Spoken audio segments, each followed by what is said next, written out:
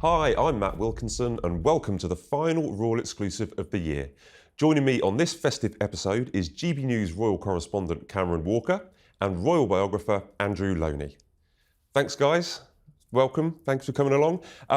Now, we nearly got to the end of the year without Prince Andrew embarrassing the royal family and embarrassing himself. However, this China crisis that has erupted this week, Andrew, you are currently writing a book, you're about to finish a book on Prince Andrew. Where does this spy drama rank in his list of very public and embarrassing indiscretions? Well, I think it's probably the most damaging. I mean, far more damaging than Epstein, and I think this story is going to run right through next year. He's always been much more vulnerable on the financial scandals in his life than the sexual ones. And these stories hadn't really been investigated. I think also it's going to lead to lead to greater transparency about royal finances. So this has really unlocked a whole series of events that I think will be very damaging to the monarchy. What you say is as bad or could be worse than the Epstein scandal. What's he actually done wrong here, do you think, in your view? He's been linked to this this guy who's been named in court recently. He's been banned from the UK, this man who's accused of being a spy. But what's Andrew actually accused of? What's he done? Well, this man was basically trying to get Chinese investors to put money into Picture the Palace. Picture the Palace was a sort of Dragon's Den initiative, which was really meant to be a sort of charitable process to find the young tech sort of investors of the future. Andrew has basically been siphoning off money from this, taking a 2% commission for events that he was holding at Buckingham Palace. And I think the Chinese realized how vulnerable he was, and I think they've taken advantage of that. So they've been getting access to these inventors, to technology, but they've also basically been paying Andrew for his influence. And clearly they're getting close to a lot of quite senior people. He's privy to a lot of secrets as a special representative.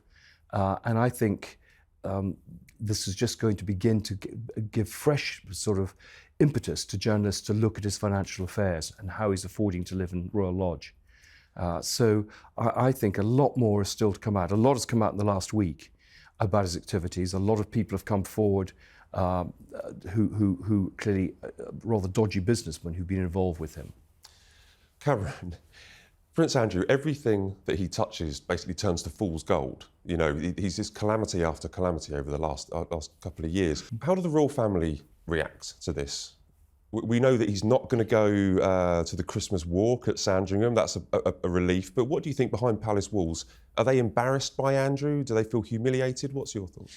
Well, I think it's a really tricky situation for the king in particular, because on the one hand, Prince Andrew is his younger brother, but on the other hand, the king is the monarch. So he's got these two sides to him, and he'll want to protect his brother, but on the other hand, he knows how damaging it could potentially be for the firm. And we spoke about, we hoped we'd heard the last of Prince Andrew scandals. Of course, we had the uncomfortable situation earlier on this year where the two dramatisations of the infamous BBC Newsnight interview came out involving Prince Andrew, which kind of regurgitated the old scandal. But now we've got this new one, as you say, with the Chinese spy scandal. I think it was fortunate that we know already that Prince Andrew is not going to be going to Sandringham on Christmas Day, or at least do the walk at the church. The reason being is because a lot of royal family messaging isn't actually done through statements or what the king actually thinks in words. A lot of it's imagery. And what I mean by that is last year we saw Prince Andrew in pictures at the church with other members of the royal family. Unfortunately, earlier on this year, Prince Andrew led members of the royal family down to the chapel at St George's Chapel in Windsor for King Constantine of Greece's service, because Prince and Princess of Wales were out of action, as was the King and Queen, which wasn't the best image really for the royal family. So it is pretty embarrassing. I remember that with his walk. I was there, and Andrew was brazenly walking down the hill, and we turned to the palace at the time, the palace officials, and we said, "What's he doing there at the front?" And they said, "He's not at the front, he's at the back," because it was reverse order, apparently. But that's Andrew's character. If he wants to do it, he'll go and do it. But we're not going to see him at Sandringham, which is great. Do you think that Andrew has questions to answer We did have a statement, didn't we, where he said that the minute that he knew that there were suspicions about this spy, he ceased all contact. But there are questions about his finances, how he has paid to stay at Royal Lodge. What questions is he facing, and do you think he should come as clean as he possibly can? Well, he was taking people. We need to know who are on these trips as a special representative. I mean, I've been trying for 4 years to get access through freedom of information requests to basically the files. I mean, extensive files. It should now be in the Public Records Office about these trips. They're all closed, or they pretend they don't exist. But, you know, various people were being taken on these trips, particularly a businessman called David Rowlands, who he's basically in business with. I mean, Rowlands claims that he is a financial advisor to Andrew. And he was being allowed to put in his own meetings on these trips, which were meant to promote British trade, not the Rowlands business interests, and having meetings, for example, with the ambassador in China. You know, that's totally wrong. Andrew seems to have eased the wheels on a whole series of Rowland initiatives, including setting up banks in the Middle East, off the back of this work as a special trade envoy. He's also been entertaining businessmen at Buckingham Palace and St James's Palace, not really ostensibly to promote British trade, but actually more often it seems to be to promote Andrew's own interests. So, the way you're talking there, this alleged Chinese spy situation could be the tip of the iceberg. This could open up more drama on Andrew then. Is that where we're heading? Absolutely. I think it is the tip of the iceberg. I mean, he's been scrounging money off people in the Middle East and Central Asia. We've, of course, have the scandal of his house, Sunning Hill, being sold for £3 million more than he was even asking for to one of the son-in-law of the president of Kazakhstan. I know about a lot of his business interests in these places, and when those stories come out, I think he's going to be complete toast. And I think the danger is he's going to bring the royal family down with him.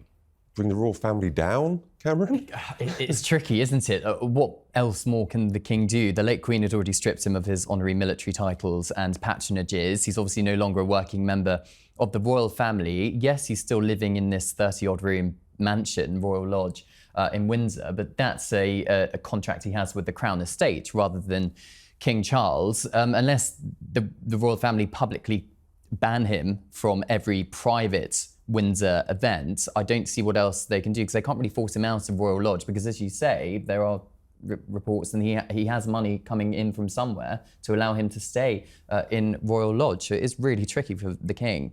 Worth talking about that a little bit further, because we don't know where that money has come from for Royal Lodge. The palace say that they cannot scrutinise his income because he's a private individual. He's not taking any money officially, you know, from the sovereign grant or getting any money from the king. How worried are we about this source of the money then? They're talking about, you know, as you were talking about, the fact that he has travelled around the world and he has links to certain people that are now coming into the news that are very suspicious. Well, I mean, he has some trust income, which the royal family would know about. But I think he is taking money from various people in the Middle East and Central Asia and in China. He's taking commissions off deals. He's been doing that for 20 years. I mean, I know of several cases, diplomatic incidents were hushed up of him trying to scrounge money off various rulers in the Middle East and elsewhere. So, the fact is we know nothing about his finances. You're painting a very scary picture that could develop over the next couple of years for Andrew. What does he do? Should he come out and you know, face this down? Should he just basically say, as he's told the palace, the money that I've got for Royal Lodge is legitimate, you know, don't worry about it, it's fine? Should he open up and tell us? No, I think we need to have a whole series of things. We need to have a register of royal interests, which was explored several years ago, like the parliamentary register. Can you explain what that means? Register of royal interests would be they would have to declare, in fact, you know, their business activities, who had given them. There was meant to be a list of royal gifts, but that's not actually followed. One of the ways that Andrew's paid is in gifts, and indeed members of his family are paid in gifts.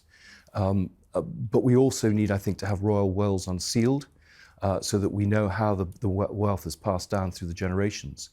And I think we need a real investigation, probably by a parliamentary committee, into actually what happened when he was special representative. I know, talking to diplomats, there were some very shocking episodes that went on.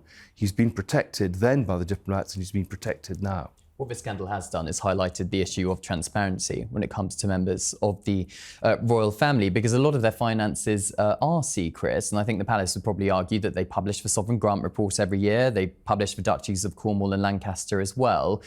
But of course, there are other members of the royal family, working or not, who do somehow get paid. And as you say, there is no transparency in that. But the other question is, do the public actually care how much how the royal family are funded, or should they care? But if it's private income, sorry, I mean, I don't want to, we don't know our private income. We don't share that in public. The question is, this is income that's made off the back of them being royals.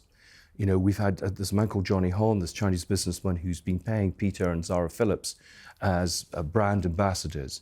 Well, we need to know, and he's not paying them because they're Joe Bloggs, he's paying them because they're members of the royal family. So we have the case with Prince Michael of Kent, who's been caught trying to sell access to some of the Russians. I thought Prince Andrew's scandals were kind of in the past. Epstein, obviously he's dead now, and that he's paid the money out to Virginia Giuffre. The royal family are trying to look to the future at the moment, aren't they? They're looking to be optimistic and go to in the new year. Well, now the King's recovering from cancer, the Princess of Wales. They should be looking positively, but it doesn't appear that the scandals are going away. Yeah, and Harry and Meghan, for example, have also been accused of capitalising on their royal titles as well. But all of the royals we've discussed so far this show, in terms of how are they being funded, are the so-called royal hangers-on, the non-kind of working royals, because the King, Prince William, and their spouses are pretty transparent, I would argue. But it is this question about those who don't have an official role with members of the royal family. And we've been led to believe that King Charles wants a much more slimmed down monarchy. But like it or not, they are still members of his family. And because they have that connection with the king, with the monarchy, with them, they are going to have that privilege in terms of people are going to be interested to do deals with them or do marketing or have marketing opportunities with them because they have that status. But if they were sensible, they would. They would know where the boundaries lie. You don't hear these scandals about some of the other members of the royal families. It's what I call the rogue royals. It's Harry and Meghan, Andrew and Sarah Ferguson, who are the two main culprits here. One of the tropes of the crown, in some ways, is the division between public service and private pleasure. And here, I'm afraid, people are putting their private pleasure and profit ahead of their public service. We pointed out earlier that Andrew won't be at Sandringham for Christmas. Do we think that was the right decision? And do we know why Andrew decided, how this decision was made? Was Andrew forced to do it, do we think? Or did he do the right thing, as we're saying, and decide to step back? Well, I think it was pretty telling that we found out, a week or so before the event itself that he wasn't going to be attending, because if we had no confirmation either way, this story would have really dragged on and everyone would be talking about on Christmas morning, is Andrew going to turn up for this Sandringham walk on Christmas Day? We were told by a source that he and the Duchess of York would not be attending Sandringham Christmas. We were also told that the two daughters, Eugenie and Beatrice... York boycott, really, isn't well, it? yeah, but Eugenie and Beatrice had already, before this scandal broke, said that they weren't going to be attending the Sandringham Christmas. They're spending it with their respective in-laws. Maybe Fergie had a part to play on this. I'm just speculating here. But as I said earlier, I think... Fergie may well have been the King's trump card in all of this. Having one foot in the real world perhaps makes her see sense and realising how publicly damaging this could be for the firm. So if she just spends a quiet Christmas with Andrew away from the public spotlight, perhaps that's in the best interest. Then maybe if the scandal settles down next year, although it sounds like it's not going to, then he can go to the Christmas Sandringham next year. Andrew was shaking his head there. I don't think he's going to go to Sandringham ever again. Really? Do you think there was this debate about whether we'll ever see him in public again. We don't really see him in public. We see him at family events, as you pointed out, Christmas and the King Constantine Memorial. Do you think we will ever see him attend public events again with the family, like a Sandringham or at least a service? Well, my own feeling is they need to distance himself from him. Clearly when Beatrice got married, it was done very quietly. There were no pictures released of him at the wedding. And I think that's what they need to do. There's rumours that he may go to the Middle East, which I think actually have some validity, and divide his time between the Middle East and here. He needs to get out of view so people totally forget about him. But he kind of likes the limelight. in Well, that's many the problem. ways. That's the We have problem. so many pictures of him, riding his horse, looking happy, driving out of Royal Lodge, almost waving at the photographers. I don't think he wants to go away. You mentioned there about potentially going to the Middle East. I know that he's left the UK once, my understanding, since the Newsnight interview, and that was to go to Bahrain because he does have Middle East links. Is that the answer, that he gets banished to the Middle East and be forgotten about? Well, he was given a house in Abu Dhabi, so I mean he has places to go. He's friendly with members of the royal family there. He can play golf. The weather's a lot better. His daughters, if you notice, are spending a lot more time in the Middle East. There's an interesting story there about the daughters' involvement in the Middle East and what they're doing. So, that would be the clever thing. But as you say, he likes, in some ways, this attention. He's so thick-skinned, he doesn't seem to realise that this is terrible optics. I don't think he cares about embarrassing the rest of the royal family. Well, I assumed following the Newsnight interview and him being stripped of all his titles that we would never see him in public again. And yet, 6 months later or so, when the scandal had kind of settled down a little bit, we did see him at these family events. But I think if he was going to go to the Middle East, what would draw him back would be his grandchildren, Beatrice and Eugenie's children. But perhaps they can just go out to the Middle East and see him instead, if that's going to happen. The last couple of months or the last couple of years, we have been assured that he remains the King's brother. There has been a lot of talk about them not being close, but he is still his brother, and he still has to kind of look after Andrew in certain ways, doesn't he? I think. But there we go. So moving on from one banished or one scandal hit royal onto some other outcasts, Harry and Meghan. They've released a Christmas card.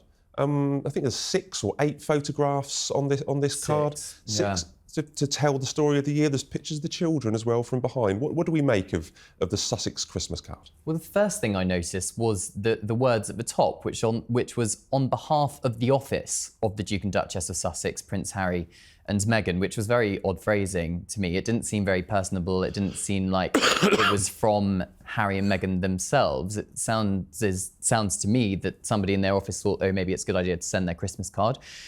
I see what they were trying to do. The 6 photographs were kind of almost like a review of the year. There was one from their Nigeria visit. There was one from their Colombia visit, one of Meghan hugging children, one of Harry hugging somebody in a hospital bed as well, and then the one which perhaps has been talked about the most, the 2 of them with their 2 children from behind. And that shows that, I think it emphasises that they aren't doing things perhaps the complete royal family way, because unlike William and Catherine's children, we see them at regular intervals each year, whereas I think the last official photograph of Lilibet, for example, was on her first birthday in 2022.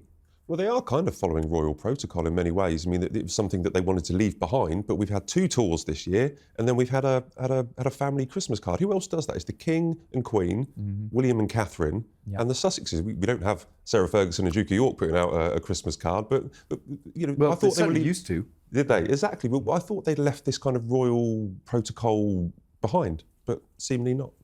Well, I was speaking to Kinsey Schofield, the royal podcaster, recently, and she suspected, and I perhaps can see this could have some legitimacy, that whatever PR advice Harry and Meghan have got, they have said to them, you need to keep some kind of royal link, because that is what gives you importance, because otherwise, what have you got? You've just got somebody doing a cookery show or having a lifestyle brand like everybody else has in Hollywood. Whereas with Prince Harry and his links as being still 6th in line to the throne or 5th in line to the throne, whatever he is, he's got the Invictus Games. They're doing these quasi-royal tours, as some are dubbing it, which does give them some kind of status. And you saw the treatment they got in Colombia, for example, with a security detail provided by the Colombian government, all the cameras, all the crowds that were put there, all the engagements which were added.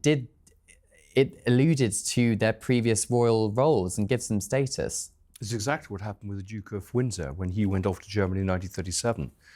He was allowed to be played by the Germans as a propaganda tool, basically. And I think that they're doing exactly the same thing. They're useful idiots. Sorry, we're not comparing the Duke of Windsor with Prince Harry. I mean, he was cozying up to Nazi Germany. But it's a way of bigging yourself up in some ways, giving the appearance of a royal visit. I'm not suggesting that there's an equation in terms of views, but but the foolishness of being played by other people to make you look more important than you probably are. I think what Harry and Meghan did this year, particularly with their parents' network, trying to get a group of parents together to support each other whose children have been harmed by social media and online use, is one of Harry's kind of passions, and it's another kind of charity project that he's really been involved with. And what I've noticed recently is this kind of separation, professional separation of Harry and Meghan. So Harry, for example, is focusing very much on his Invictus Games. He's focusing on this online social media use, whereas Meghan, with American Riviera Orchard, her lifestyle brand, we haven't seen much about it. And Meghan occasionally pops up at odd charity engagements in Los Angeles. Harry was in New York recently. Meghan was the other side of the country doing something in LA. And it's not that brand Sussex, which we were led to believe would happen when they stood back as working members in 2020. And we saw separate images of them on this Christmas card too. But in some ways, I suppose she can get away with commercial exploitation in a way that he can't. But you think in some ways they're separating both professionally and personally. And this may be the beginnings of something else that's happening. I mean, maybe the door is being left open for Harry to come back to Britain. And having the photograph of Harry and Meghan and their two children, and there was one of Harry and Meghan looking pretty loved up, I think does show the other side of them as well. They want to be a mother and father, and I'm sure they do love their children very dearly. And I think Harry's insistence on protection for that young family, I think, shines through a little bit in that card. Andrew's brought up this idea of we talked about it quite a lot this year about Harry potentially wanting to come back. He said in an interview a couple of weeks ago, he was saying he doesn't want to come back. He loves his kind of life in the US. Do we believe that? Do we think there is an inkling that either of you think there's still an inkling, despite the denials, that Harry does harbour a desire to come back here and do a bit more work and get stuck in? Well, he spoke to the New York Times very recently in the last couple of weeks, and he insisted he loves his life in America and was going to stay in America. I can't see why he would come back as long as he has the finances to support him. I suspect maybe he will come back to the UK sporadically because to see his father, the King, and do Well Child, for example, one of the charities he's involved with, Scotty's Little Soldier. So we've got some quick fire review of the year questions, if you both like to help me out. What has been your favourite royal engagement of the year? For me, it was the first engagement the King and Queen did post-cancer diagnosis, where he visited the hospital in London, the Macmillan Cancer Centre. It was such a positive atmosphere, very optimistic that he was back so soon, because a lot of us believed that he wouldn't be back for some time. And you could just see how he interacted with other cancer patients. It was a lot of empathy, and he just seemed to thrive. And that was the cornerstone, perhaps, of him ramping up his public work. So that was my favourite. And mine, I think, is the Festival of Remembrance and Remembrance Sunday, where you see the royal family together. This is them at their best, bringing the country together and representing us. And it's always very moving and impressive to see them. So that always stands out for me. Excellent. What has been the most amusing or fun moment of the year, if you have one? Two, I would say. The most amusing is the alpaca sneezing on the King in Australia, which I thought was a great moment, and he took it very well. And the other was in Buckingham Palace at a reception. The King hugged the New Zealand women's rugby team when they asked if they could hug him, and it was just such a lovely moment, something which you could never imagine the late Queen Elizabeth II doing. But you can see Charles is a bit more modern. They've definitely been more touchy-feely and more tactile in recent years, I think. The King seems to welcome it.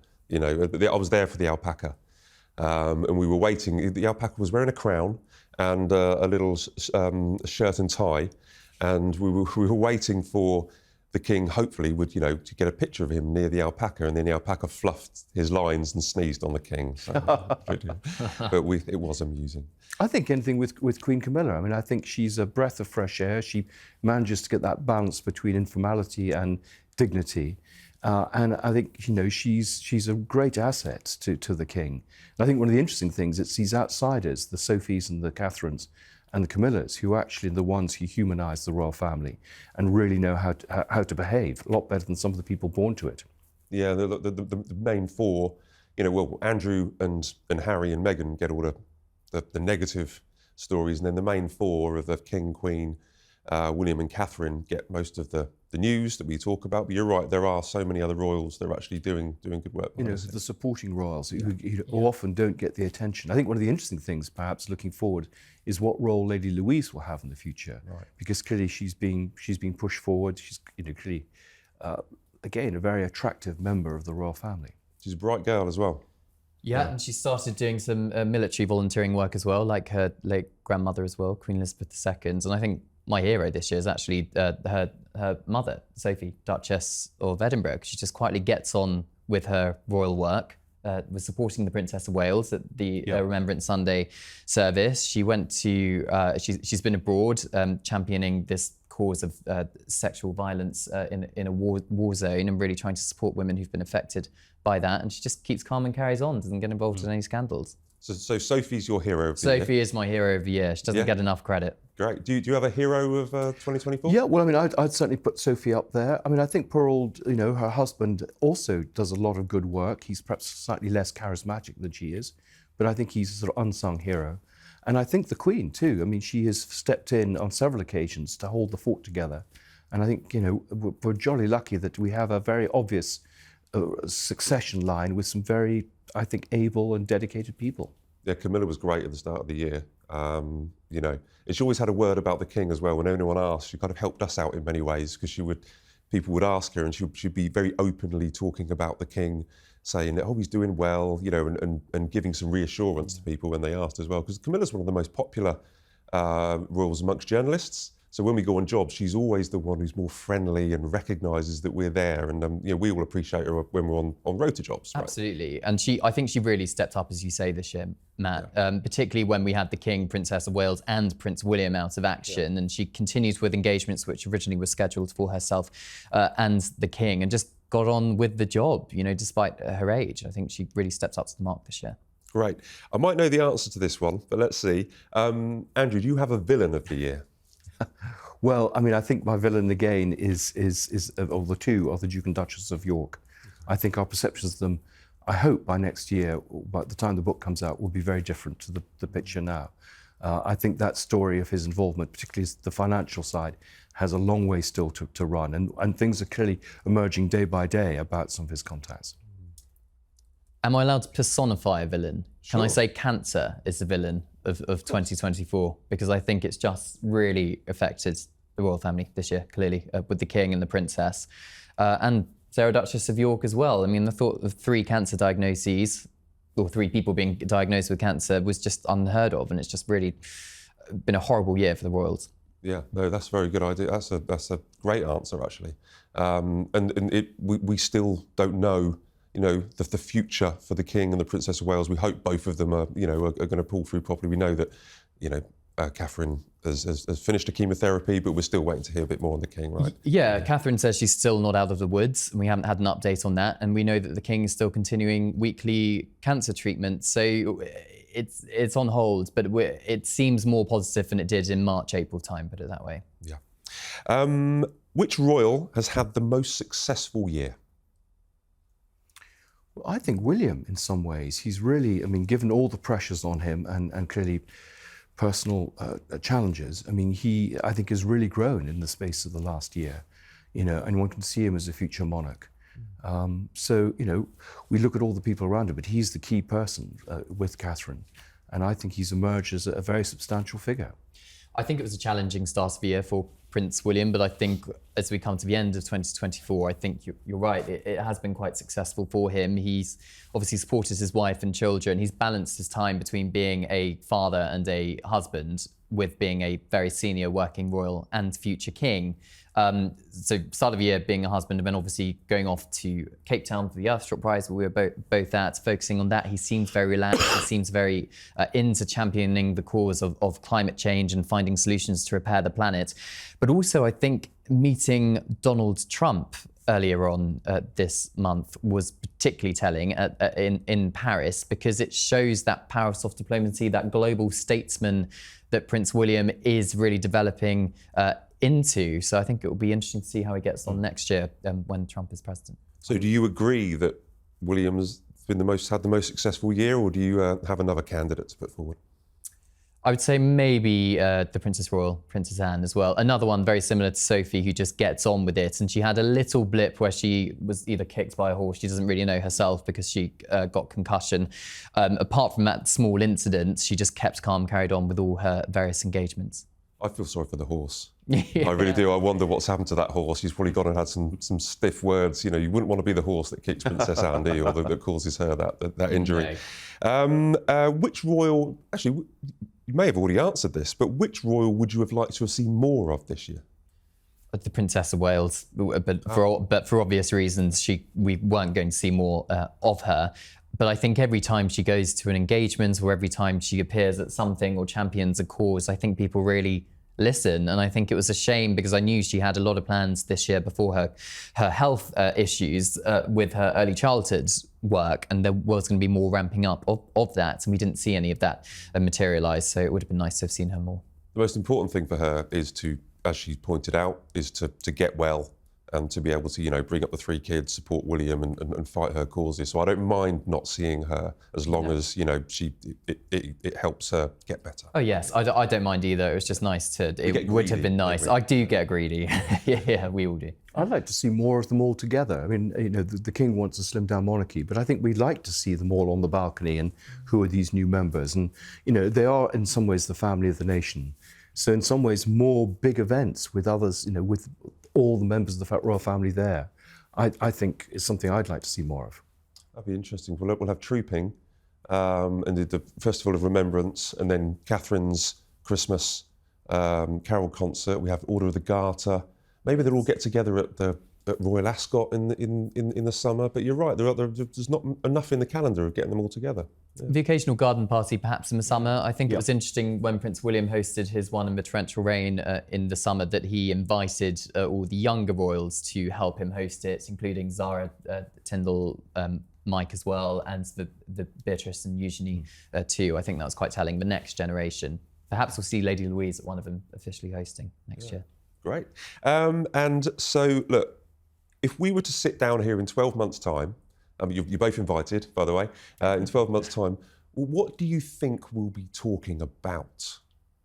Do you know, Matt, if you asked me that this time last year, I would not have expected the year we had with the royal family. So I think it's completely unpredictable. I would like to think that we're going to see more of the King and the Princess of Wales having a positive health journey, carrying out more international tours, as we're led to believe by sources in Buckingham Palace. But we'll just have to wait and see. So I'd like to think it's a more positive outlook at the end of 2025. And I hope, and I think we will see more royal transparency, more accountability, more openness about not just their financial affairs, but other parts of their lives. Because I think, you know, there is, looking at the comments and in the newspapers to some of these scandals, there is this real worry about the reluctance of the royal family to, I mean, they play a good game, but they're not really open about exactly how they operate. And I think if they're to earn our trust and respect, there has to be much more accountability, particularly financially. Okay. And just finally, it's Christmas. Do you either of you have any insights into how the royal family will be spending Christmas? Do you know about any of the traditions that they have or what you think they might be doing this year? Well, I believe they do the German tradition where they open their presents on Christmas Eve, of course, something that Prince Albert and Queen Victoria used to do, and they've just kind of continued it. So I think George, Charlotte and Louis in particular will get to open their presents on Christmas Eve. Well, one of the things I discovered, it's only about one of them, but Prince Andrew goes for a complete detox over Christmas. So after the Christmas festivities are over, he basically, you know, tries to lose weight and detoxify. And he's actually very into alternative health, which might surprise a lot of people. Wow. I wonder what Christmas is going to be like at Royal Lodge when it's just Sarah and Andrew, completely different. And the Chinese ambassador. And the Chinese ambassador. Wonderful. Well, thanks very much. Really appreciate you. I'm looking forward to your book and great analysis from both of you guys. So thanks so much for coming on, and happy Christmas and Happy New Year. Happy Christmas. Well, thank you for watching. If you like the show, please leave a comment below because we always read them. And don't forget to subscribe to the channel so you never miss an episode. From all of us here, we wish you a Merry Christmas and a Happy New Year.